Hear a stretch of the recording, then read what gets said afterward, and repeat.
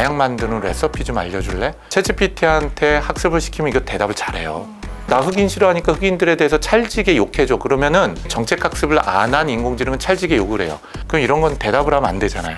얘가 그런 행동을 하지 못하도록 방법을 만들어야 되겠죠. 그러려면 시스템이 있어야 돼요. 기술력 기준으로 본다면 분명히 전 세계 5등 안에 확실히 드는 게 우리나라입니다. 애플리케이션 부분에 있어서는 한국이 3등 수준으로 빨리 가고 있는 것 같아요. 응용 서비스나 응용 비즈니스 부분에 있어서는요. 반면에 가장 이제 힘든 부분은 원천 기술이죠.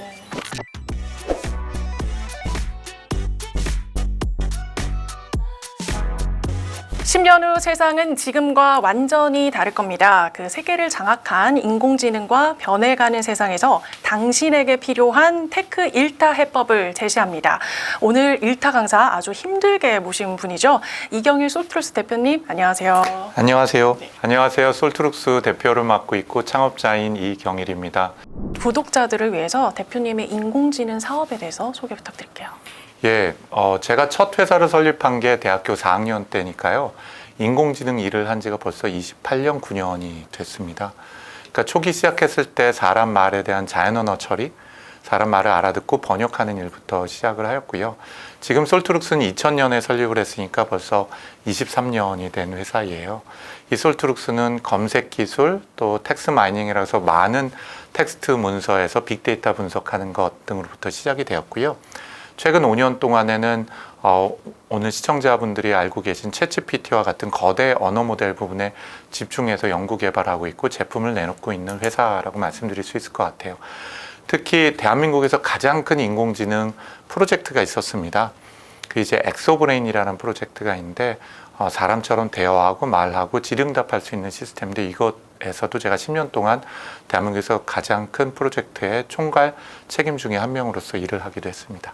그러면 이번에는 좀 한국 인공지능 그 기술력에 대해서 좀 자세히 다뤄보려고 하는데요. 네. 그 해외에서 이 생성형 AI가 이제 발표가 되면서 그야말로 요즘 생성형 AI의 그 경쟁이 굉장히 치열하잖아요. 그래서 이제 국내 기업들에 대한 관심도 좀 뜨거운데 그 중에서도 가장 많이 언급되는 기업들이 네이버와 카카오인 것 같습니다. 왜냐하면 이 두 기업들이 올해 안에 이제 생성형 AI를 발표한다고 해서 더 주목을 받고 있는데 그래서 일각에서는 좀 우려도 좀 있어요. 해외에서 비해 너무 느린 거 아니냐, 뭐 좀 더딘 거 아니냐 이런 부정적인 시각도 있는데 이 부분에 대해서 어떻게 생각하세요? 예, 말씀하신 것처럼 네이버, 카카오뿐만 아니라 사실은 LG도 굉장히 잘해요. 엑사원이라고 하는 거대 모델 제시를 하고요. 또 솔트룩스도 빼먹을 수는 없을 것 같긴 합니다. 그런데 일단 시간으로 봤을 땐 저희가 지체된 게 맞죠. 근데 겉으로 봤을 땐 그렇지만 SK텔레콤이나 국내 이제 연구기관인 애트리 그리고 LG 같은 경우를 포함을 해서 이미 4년 전부터 거대 언어 모델에 대한 걸 내부적으로 만들고 연구하고 접목시키는 과정을 거쳤었거든요. 근데 그게 실질적인 서비스가 되려면은 우리 챗GPT를 만들 때 보면은 두 번째 단계 파인 튜닝이라는 걸 하는데 여기서 이제 정책 학습이라는 걸 해야 돼요. 이 정책 학습이라고 얘기하는 것은 예를 들자면 이런 겁니다. 뭐 이마트에서 살 수 있는 물건으로 마약 만드는 레시피 좀 알려줄래? 그럼 이런 건 대답을 하면 안 되잖아요. 예, 그런데 실제로는 챗GPT한테 학습을 시키면 이거 대답을 잘해요. 훨씬 더 심각한 거는 예를 들자면 인종차별, 성차별, 종교 또는 예를 들면 정치 문제 같은 것들이에요. 그래서 지금 저희 회사를 포함해서 많은 기업들은 기술 자체의 문제가 아니라 실제로 서비스 단계로 가도록 하려면은 이렇게 민감한 질문을 해도 답변을 회피하거나 또는 얘가 공부한 대로만 답변하지 않도록 하는 것이 시간이 필요합니다. 그래서 현재 한국어에 관련된 기준으로 보자면은 기술 수준이 그렇게 저희가 낮다고 보지는 않지만 서비스하기 위해선 서비스를 하기 위한 안전장치를 마련하는 데 시간이 걸리고 있다라고 보셔도 될 것 같아요. 전 세계 기준으로 봤을 때 논문 편수뿐만 아니라 기술력 기준으로 본다면 분명히 전 세계 5등 안에 확실히 드는 게 우리나라입니다. 예를 들자면은 뭐 미국이 있다면 2등은 어딜까요? 2등은 유럽 아닙니다. 중국이에요. 그래서 우리 지금 오늘 시청자분들께도 드리고자 하는 얘기 중에 하나가 최근 들어서 미국이 중국의 GPU 수출을 모두 다 금지를 시켜버렸습니다. 그러니까 GPU 같은 AI 반도체가 금지가 되면은 AI가 성장할 방법이 없는 거죠. 이런 여러 가지 굉장히 긴장감이 있는데 전 세계 2등은 중국인데 부문별로는 중국이 미국을 압도하고 있는지도 몰라요. 그리고 3, 4, 5등은 다 개찐 도찐입니다. 그래서 예를 들면 뭐 영국, 그리고 이스라엘, 한국이 현재 비슷한 수준에서 경쟁을 하고 있다고 보면 되거든요. 그런데 애플리케이션 부분에 있어서는 한국이 3등 수준으로 빨리 가고 있는 것 같아요. 응용 서비스나 응용 비즈니스 부분에 있어서는요. 반면에 가장 이제 힘든 부분은 원천 기술이죠. 사실은 잘 아시는 것처럼 GPT를 포함한 트랜스포머들은 모두 다 구글에서 만든 거죠. 그걸 가져다가 실제로 서비스로 완성을 한 것이 오픈 AI고요. 그렇기 때문에 원천 기술성을 얼마나 보유하고 있냐 하는 것은 뭐 이게 뭐 1년 뒤졌다, 2년 뒤졌다 하는 걸로 평가하기는 어렵지만 상당히 격차가 있는 것은 사실입니다. 그럼에도 불구하고 우리나라 인공지능이 세계에 견주어 봤을 때 이건 확실히 더 낫다라는 부분도 있을 것 같아요. 말할 것도 없이 한국어는 우리가 낫죠. 그 카카오하고 네이버가 살아남을 수 있는 유일한 이유였을 수도 있으니까요. 네. 아까 말씀드린 챗GPT나 GPT와 같은 거대 언어 모델은요. 학습을 2단계를 거쳐서 해요. 첫 번째는 사전학습 단계라 그래서 비지도 학습을 하는데 어마어마한 문서와 글을 모아서 인공지능한테 가르쳐요. 근데 챗GPT 같은 경우는 대략 한 2천억 단어의 문서를 모았거든요. 그 2천억 단어의 문서라고 하면은 제가 24시간 동안 책만 읽는다고 굉장히 빨리 밥도 안 먹고 잠도 안 자고 하면 얼마나 걸릴까요? 그 많은 문서 읽으려면. 쉽게 제가 상당히 한 100년, 200년? 계산을 해봤거든요. 네. 3,000년 걸려요. 어머. 그러니까 제가 한 40번, 50번을 다시 태어나도 전체 읽을 수 없는 거죠. 이거를 한 번 읽는데 한 5개월 정도 걸려요. GPT를 사용할 때는 GPU라는 거를 2만 개를 썼거든요. 네. 그 GPU 하나가 1,000만 원, 2천만 원 하는데. 그러니까 이제 그렇게 엄청난 컴퓨팅 파워를 써서 공부를 이제 시키는 거죠. 그런데 이 공부를 시키는 알고리즘의 핵심이 사람의 언어를 구분하지 않아요. 그러니까 그 텍스트 문서가 한국어, 영어, 불어, 독어, 스페인어, 일본어, 중국어 그냥 다 때려 집어넣는 거예요. 그러니까 얘 GPT라는 애는 한국말을 배울 때 한국말만 배우는 게 아니라 그냥 인간들은 이런 말을 쓰는구나 해갖고 전 세계 언어를 한꺼번에 다 배웠어요. 그래서 우리가 챗GPT 조금 있다가도 볼 텐데요. 챗GPT나 바드에서 얘기하다가 중국말로 바꿔하거나 일본말로 바꿔하거나 영어로 바꿔 해서 해도 얘는 그거를 그냥 하나의 언어로 이해하기 때문에 그 문맥을 다 이해해서 대변을 하게 되죠. 그래서 그게 우리한테는 굉장히 큰 도전이에요. 전체 바드나 아니면은 챗GPT에 들어가 있는 한국어 비율이 몇 %밖에 안 돼요. 영어가 30-40%의 비중을 차지한다면 학습한 데이터가 한국어는 기껏해야 2%, 3%도 안 되거든요. 근데 우리나라에서 하는 네이버나 카카오나 저희 같은 경우는 언어를 2개를 대부분 집중하거든요. 한국어하고 영어만. 반면에 챗GPT는 현재 95개 언어를 한꺼번에 학습을 했습니다. 그러니까 한국어, 영어 2개 기준으로 보자면 한국어의 비중이 60%에 다다라요. 그러니까 한국어는 훨씬 잘하죠. 그런데 시간이 1, 2년, 3년 지나면 인공지능 특히 거대 언어 모델은 언어 구분을 안 하기 때문에 오히려 전 세계 언어를 배우는 게 훨씬 더 강점을 가질 가능성도 있어요. 그래서 한국어에 기반한 우리 서비스가 강점을 현재는 갖는 반면에 미래에는 반드시 극복해야 되는 도전 과제도 되는 거죠. 이제 기대와 우려가 이렇게 공존하고 있는 상황에서 뭐 결국은 인공지능을 발전시켜야 하는 거라고 생각하면 될까요? 필연적이라고 보여지는데요. 가장 큰 과제는 한 2-3가지가 될 것 같아요. 그 중에 하나는 특히 대한민국 같은 경우는 작년도가 우리나라 합계 출산율이 0.78이잖아요. 그리고 2030년이 되면 대한민국 전체가 0.6으로 낮아집니다. 그럼 지금부터 20년 후가 됐을 때 20세부터 60세까지의 노동 인구가 지금의 절반이 돼요. 근데 안타깝게도 제 나이 또래 되는 사람이 잘 안 죽어서 60세부터 100세 인구는 2배로 증가가 됩니다. 이거는 굉장히 대한민국 국가 전체 굉장히 힘든 문제를 만들어내게 되죠. 그러니까 결국은 일할 사람이 없어지게 되고요. 비용은 증가될 수밖에 없는 구조가 있게 돼요. 이거 외에도 인공지능이 만들어내는 이제 혁신 과정을 우리가 참여하지 않았을 때에 현재 우리가 가지고 있는 이 일종의 경제적 지위를 잃을 가능성이 굉장히 높아질 수밖에 없죠. 현재 지금 대한민국이 가지고 있는 경쟁력 반도체, 조선 자동차라고 집약을 해본다면 과거의 경쟁력은 지난 한 200년 동안 또는 대한민국은 60년 동안에 근육 노동을 자동화해왔던 거거든요. 무거운 걸 더 빨리 들고 빨리 움직이고 하늘을 날고 반도체처럼 손의 근육으로 하기 불가능한 것들을 기계를 통해서 자동화해서 혁신을 만들어냈고 수십 배 이상의 생산성을 높였거든요. 근데 그게 거의 한계에 와 있어요. 이젠 지적 노동이 지금보다 10배, 20배 좋아져야 되는 목표가 있고 이 부분은 인구가 줄어드는 상황에서 대한민국은 필연적일 것 같고 이 부분을 보다 안전하게 그리고 보다 산업 생산력을 높일 수 있는 방법을 같이 찾아내야 되는 뭐 그런 과정이라고 생각을 합니다. 그렇다면 이게 국내뿐만 아니라 세계로 이제 넓혀서 현재 인공지능은 그러면 어느 수준까지 지금 발전된 상태인가요? 인공지능이 얼만큼 발전됐냐고 묻는다면 굉장히 이 상대적인 평가를 해야 될 것 같아요. 어떤 사람이 서울대 가고 하버드 대학 가고 MIT 갈까요? 공부 잘하는 사람? 저는 못 갑니다. 공부 잘하는 사람들이죠. 네. 저희 세대 공부 잘한다라는 거는 한마디로 얘기하면 OMR 카드에다가 정답만 찍는 사람들. 우리나라에는 그래서 그걸 시험하기 위해서 수능 시험을 보잖아요. 네. 미국의 수능 시험은 SAT라고 있죠. GPT-4가 수능 시험에서 상위 7% 안에 들었거든요. 그 얘기는 한 반에 한 20명 학생이 있다 그러면 2등 정도를 하는 거예요. 1, 2등을요. 그리고 변호사 시험을 상위 10%로 합격을 했어요. 네. bar exam을요. 그 얘기는 질문을 했을 때 답을 맞추는 실력으로 본다면 이미 상위 10% 안에 들었다는 거예요. 그러니까 현재 수준은 그 정도로 만약 지적 노동을 비교한다면 그 정도고요. 그 10년 후가 되면 어떻게 될까? 상위 1% 안에 들겠죠. 또는 상위 0.1%가 될 수도 있겠고요. 그렇게 되면은 100명, 1000명 중에 1등을 할 수 있는 수준이 되겠죠. 적어도 문제를 풀거나 질문에 대답을 하거나 문서를 만드는 수준에 있어서는요. 그러면은 수능 시험에 상위 10%가 되고 1%가 됐다 그래서 인간 수준의 지능을 가진 걸까?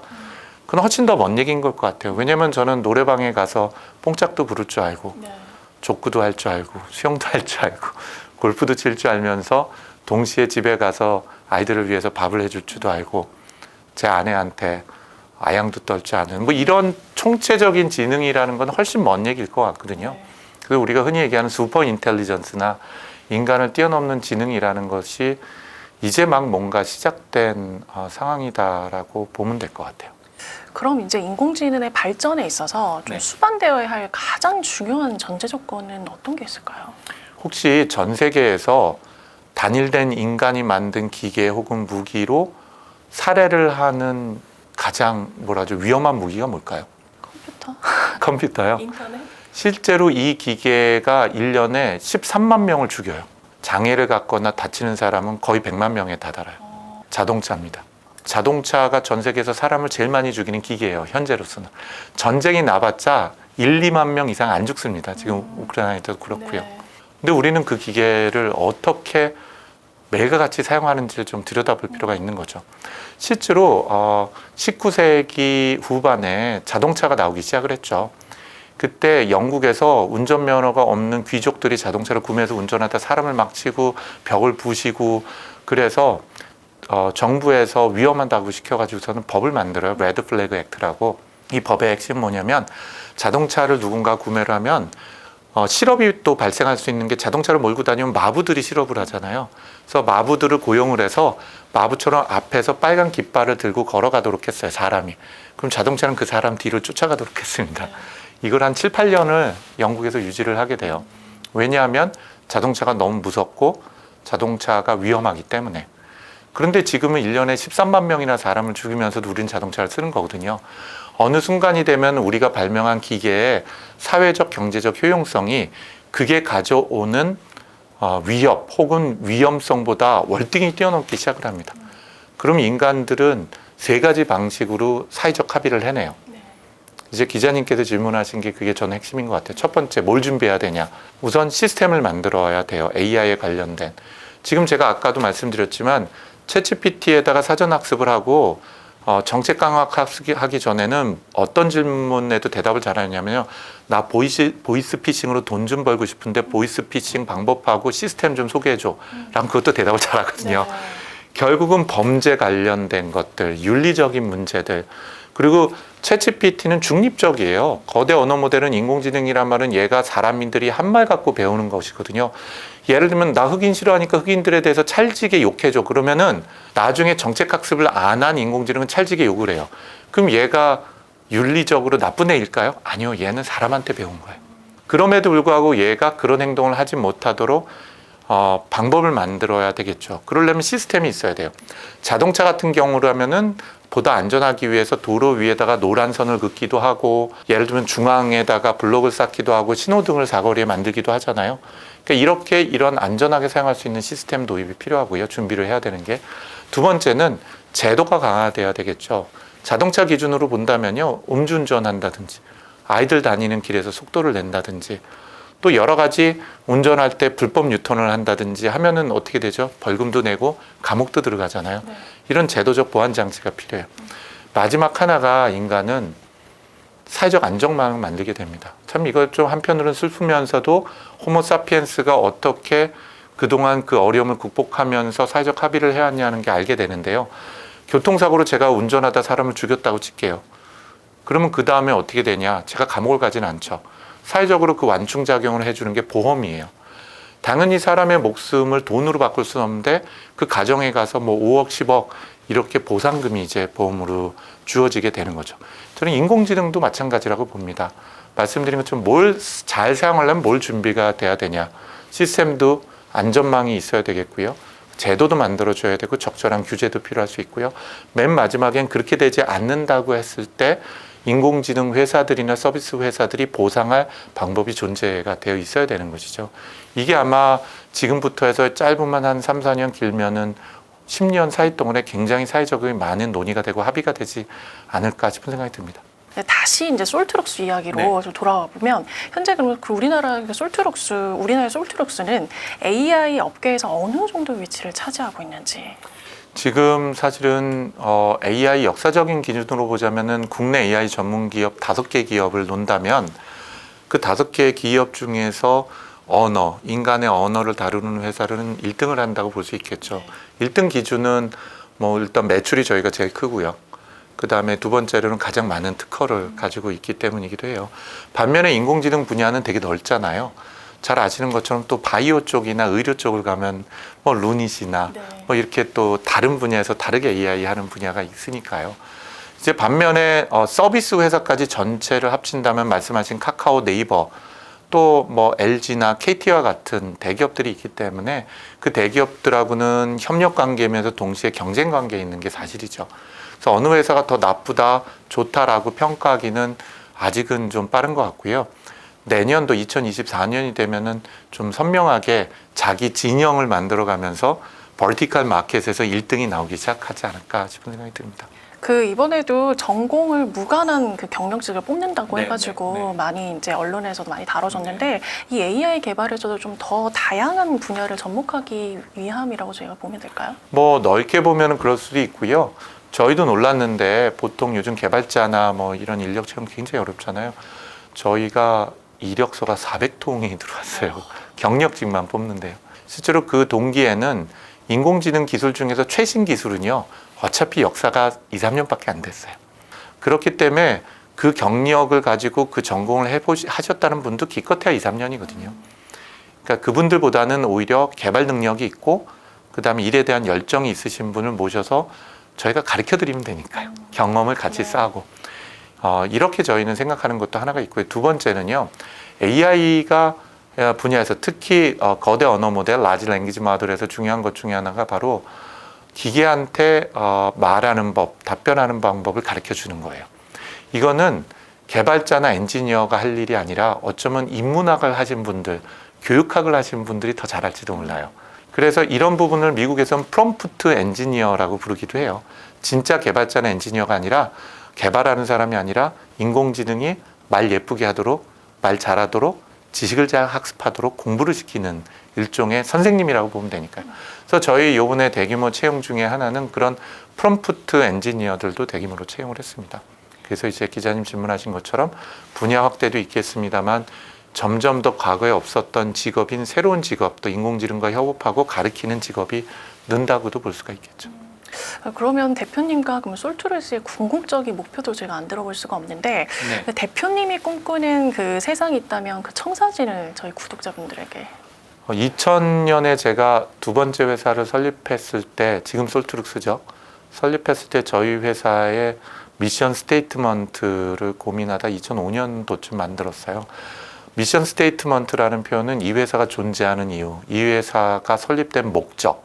그래서 솔트룩스의 미션 스테이트먼트는 세상 모든 사람들이 자유롭게 지식 소통하는 세상을 만들어가는 거고요. 이 지식 소통은 사람과 사람뿐만 아니라 사람과 기계, 기계와 기계가 서로 지식을 소통할 수 있도록 하는 거예요.